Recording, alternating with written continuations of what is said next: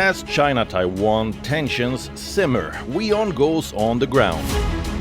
Crisis between U.S. and China relations over the peaceful visit by the U.S. House Speaker Nancy Pelosi. Decoding the U.S.-China face-off. From people to the politics, WION gets you all sides of the story from Taiwan. 275 PLA aircraft incurred across the median line in the Taiwan Strait.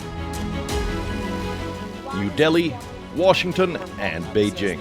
In this very, very difficult time, this is Ting Liu reporting from Taipei, Taiwan. Most comprehensive coverage of the big battle between superpowers. You know what cards Taiwanese government can play at this moment right now?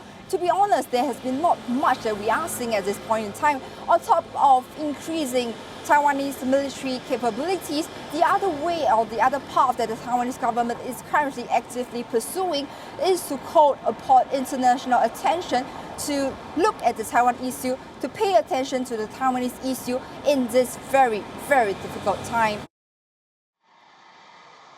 China's military incursions into Taiwan's territory have become the new normal. Since U.S. House Speaker Nancy Pelosi's visit, China has continuously conducted live military drills around the island. Chinese jets regularly cross the median, the halfway mark between Taiwan and mainland China along the Taiwan Strait. This line, though not recognized by Beijing, has largely been respected over the past 6 decades. In the month before Pelosi's visit, China had just crossed the median once. China is also engaging in what Taiwan described as cognitive warfare, after a second U.S. congressional delegation visited Taiwan on August 14th. The People's Liberation Army released footage of Taiwan's Penghu Islands. The footage suggested that Chinese jets were at Taiwan's doorstep. The Taiwanese Air Force denied that the Chinese drills had come near Penghu. Besides military aircraft and warships, Taiwan is under threat from Chinese submarines. China has a state-of-the-art submarine fleet. It includes the latest type O-39C Yuan-class U-boat. This U-boat has been stationed with some older vessels roughly 500 kilometers south of Taiwan. In comparison, Taiwan just has 4 submarines. 2 of them are World War II-era vessels, the oldest operating submarines in the world. All 4 are from the mid-20th century and are not expected to stand a chance against China's modernized armada. While Taiwan has not reported any increased Chinese submarine activity, it has reported multiple drone incursions since early August. Drones of unknown origin have been reported over the Taiwan-controlled Kinmen Islands. The unmanned aerial vehicles could be another prong in China's Taiwan strategy. That's not all. Cyberspace is also one arena where the Chinese are threatening the Taiwanese. Even before Pelosi's visit, Chinese hackers were suspected of attacking Taiwan's government websites. The cyber attacks took place after the visit as well. The hackers used distributed denial-of-service attacks. According to Taiwan's foreign ministry, the attacks on its website and the government's portal were linked to Chinese and Russian IP addresses that tried to access the websites of up to 8.5 million times per minute. China is flexing both its regular and unorthodox warfare tactics against Taiwan. It's pushing the nation into a constant state of alert. Beijing's new normal is intimidating Taiwan into submission. The island, however, doesn't seem to be succumbing to Beijing's aggression. So we are seeing that the PLA is putting a lot of military pressure on Taiwan. We need to understand it is not only a political stunt, but we are seeing that this is no doubt putting a lot of pressure on the Taiwanese Defense Ministry, because it means like there is less physical space to maneuver and react to any possible PLA aircraft or naval vessels incursions. And we need to understand that the median line has been there for more than many decades, and the median line has served as a buffer zone that maintains the peaceful status quo across the cross-strait relations. And on top of that, we are also seeing reports that the PLA might send stealth submarines to create a blockade around Taiwanese waters, and not forgetting sending drones over the airspace in the frontline islands in Taiwan. And this is actually creating not only what we call the military pressure, but also psychological pressure on the people of Taiwan.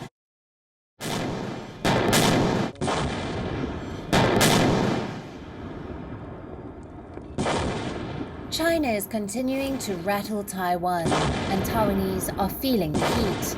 There is anxiety and apprehension. On Saturday, 17 Chinese jets soared near Taiwan.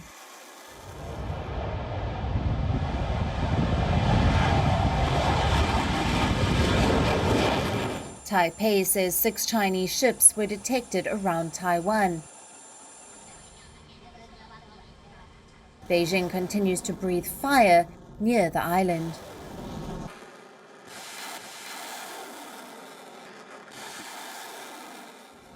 This included 8 aircraft that crossed the Taiwan Strait's median line, which in normal times acts as an unofficial barrier between the two sides.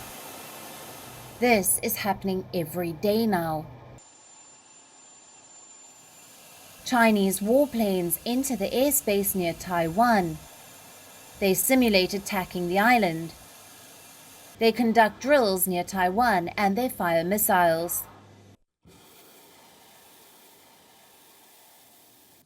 The People's Liberation Army has specific objectives for these drills.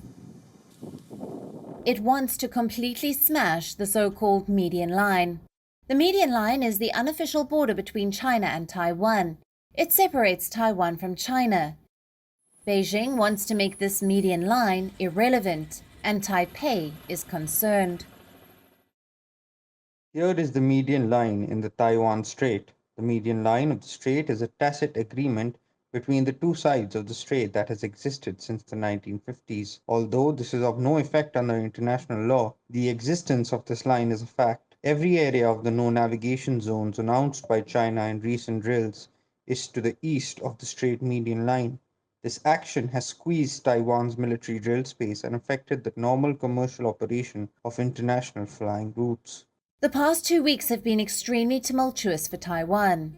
Enraged over US House Speaker Nancy Pelosi's visit on the 2nd of August, China went ballistic. Look at this map. This is Taiwan. There are 6 danger zones around the islands. This is where the PLA is conducting drills. Missiles are flying from the mainland, and they are landing in every corner. A few missiles went over Taiwan. They landed in Japan's exclusive economic zone, or EEZ. This area falls in Japan's jurisdiction. Think of it as Japan's sovereign territory. Chinese missiles are landing there. Tokyo has released an assessment. It says at least 5 missiles have landed in Japan's EEZ. That's not all. The PLA is also demonstrating its ability to blockade Taiwan. It is trying to control the Bashi Channel. This is an important sea link. Some experts believe it is the only way to enter and exit the South China Sea. How does the blockade help China? It can cut off Taiwan's access to valuable imports. It can also stop military aid from coming in. And Beijing is not hiding its intent in any way. We will firmly safeguard China's sovereignty and territorial integrity, resolutely contain the US efforts to use Taiwan to suppress China, and firmly smash the Taiwan authorities' illusion of gaining independence through the US. At the same time, China is also upholding international law and the basic norms of international relations, especially the most important principle of internal law stipulated in the UN Charter of Non-Interference in Internal Affairs. The next few days will be critical. China has extended the drills indefinitely. This could force the US to respond, and that may not end well. So we are seeing very close and friendly relations between the Japanese lawmakers, the Japanese government and Taiwan, especially over the past few years. And not only the Japanese delegation that Taiwanese is expecting to receive. So in September, the Lithuania representative office in Taipei is scheduled to be open. So there might also be a visiting delegation from Lithuania. And in October, there would be Canadian lawmakers also paying a trip to Taiwan. So with this rising international awareness, it's something that Taiwan has been fighting for and is obviously very happy to receive. And we are also expecting probably to see a strong reaction from the Chinese government, because based on the previous delegations that visited Taiwan, they actually received very strong backlash from the PRC, and also some of them might be sanctioned by the Chinese government. Under intense pressure from China, Taiwan isn't backing down. It is readying itself for the worst, and it has taken a two-pronged approach, ramping up military drills and reaching out to friendly nations. And it's not just the US.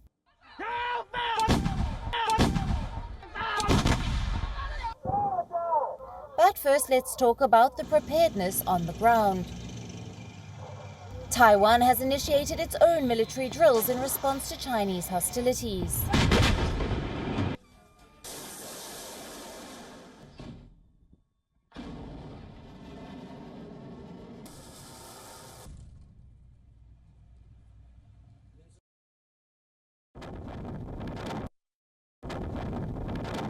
Fighter jets, missiles, anti-aircraft systems, air and sea military drills.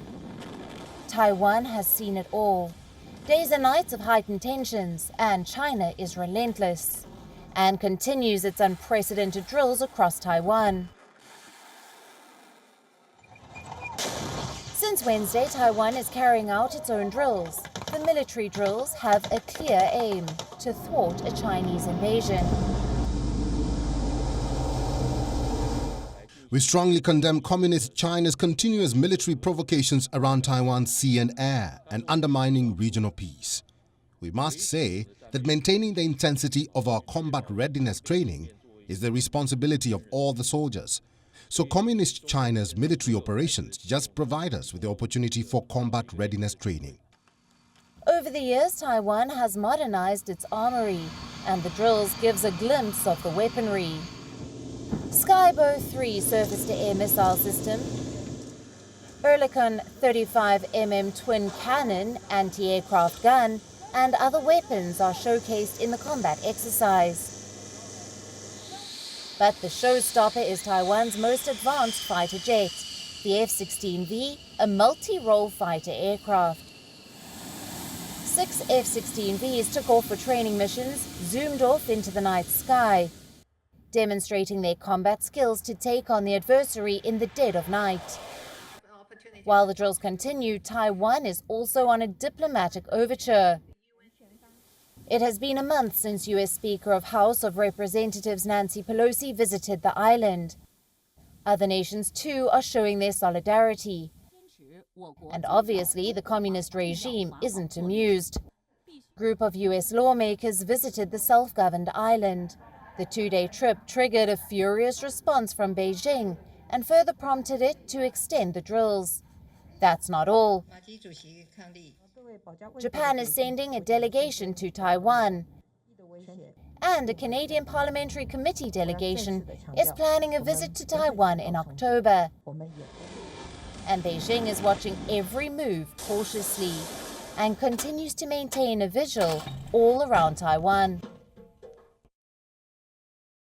US Ambassador to China Nicholas Burns made a pretty interesting remark to CNN yesterday.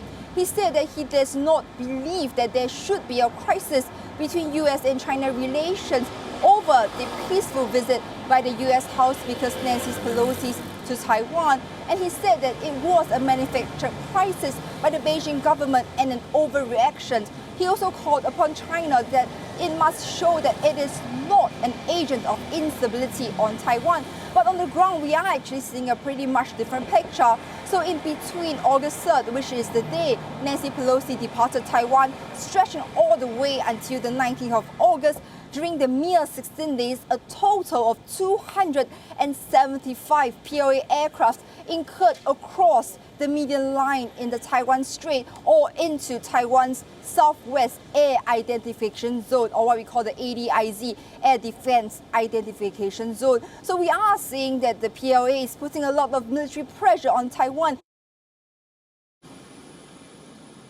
The immediate trigger for this Chinese hostilities against Taiwan is a visit of US House Speaker Nancy Pelosi. She visited Taiwan on August 2nd. Beijing had warned her not to set foot on the island.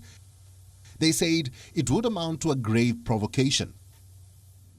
When she visited, China began conducting military drills around the island. The drills continued for 4 days, even after Pelosi left. Even now, Chinese troops have increased their activities around Taiwan. Critics say Beijing is trying to establish a new normal, a situation where the constant incursions into Taiwanese territory tests the island's vigilance, keep them on the edge. Beijing has also not ruled out using force to bring Taipei under its wing. The big question is, will the military drills become an invasion, like in Ukraine? The US Ambassador to China, Nicholas Burns, spoke candidly about his recent diplomatic efforts in Beijing. He said that it was up to Beijing to convince the world that it would act peacefully in the future. Burns had been summoned by the Chinese Vice Foreign Minister on the night of August 2nd, at what he says was the exact moment Pelosi's plane landed in Taipei. He said he defended Pelosi's right to visit Taiwan during what he called a contentious meeting. Burns' Chinese counterpart King Gang took to Twitter and spoke about US-China relations. He said that the US-China phobia was affecting the levels of trust between the nations. He said the common interests and responsibilities of the two nations far outweighed their differences, and that the differences should not justify confrontation and hostilities. The ambassador said the world was big enough for both the United States and China. Sino-U.S. relations hit an all-time low when China decided to dramatically reduce diplomatic relations with the United States following House Speaker Nancy Pelosi's visit to Taiwan as Chinese aircrafts continue to cross the median line of the Taiwan Strait with one incursion after the other. On Friday afternoon, however, the Chinese ambassador to the United States took to Twitter, raising concern about the level of mistrust between Washington and Beijing, blaming it on, quote, China phobia, and pondering how trust may be restored between the two sides. In another tweet, he writes about how shared responsibilities outweigh differences. The ambassador also tweeted about the Taiwan crisis. He said that the crisis wasn't started by China. He said that if China wanted that, they would not have tried so hard to stop her visit. As the Taiwan crisis continues to unfold, the world waits to see Beijing's next move. Bureau Report, WION, World is One. The most common question asked by the international public is what is the mood now in Taiwan? To be honest, everything seems as per normal. Today's the weekend. I'm standing in the streets of Taipei. People are going about their daily errands, going about their daily leisure activities. They either view a sense of fear or worry if you are standing on the ground. You know, if you ask people, they will say that they are probably watching this very closely, but not with excessive fear, because you need to understand that this threat coming from the People's Liberation Army of China has been going on for several decades. But amidst all this chaos, and we are still seeing the Taiwanese government going to continue to receive several foreign delegations. US and China are two superpowers wrangling with each other, and Taiwan is a new flashpoint. But as tensions rise, what is the mood on the ground? Do the views of Taiwanese people matter? A recent poll which surveyed over 1,000 adults in the island gives a sense of the sentiments in these tense times. 78% of those interviewed say they are not afraid of the large-scale military drills launched by China, while 17.2% say they are. This despite the fact that the drills were conducted in 6 zones that were in many cases closer than ever. And the Chinese ballistic missiles flew over Taiwan for the first time. But the signs are worrying. 这个局势真歹讲啦，毋是要吓人惊，也是要情况怎样，这是军事的无法度了解。最好是两方面讲的解决，安就好，和平就好啦。哦，送中国人来战争是较无适合啦，中国怕中国。 The tiny Kinmen Islands of Taiwan, which once served as a natural barrier to invasion, is now easily available to Beijing to bypass them with its superior armory of missiles, jets, and naval ships. Despite the bitter memories of conflict and current tensions, many Kinmen residents hold friendly views of China after years of close trade and travel links across the short stretch of sea. 47.5% of those polled believe that the United States will not send troops to defend Taiwan in the event of a Chinese invasion.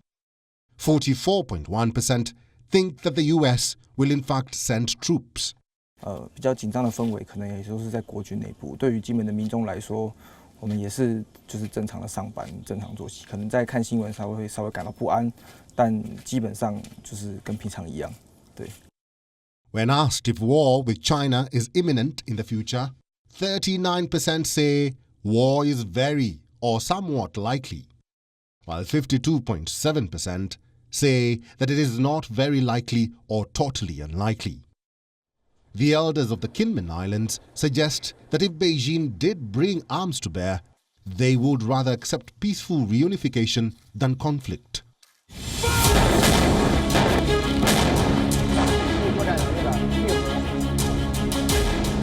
As China-Taiwan tensions simmer, WION goes on the ground. Crisis between US and China relations over the peaceful visit by the US House Speaker Nancy Pelosi. Decoding the US-China face-off. From people to the politics, WION gets you all sides of the story from Taiwan. 275 PLA aircraft incurred across the median line in the Taiwan Strait.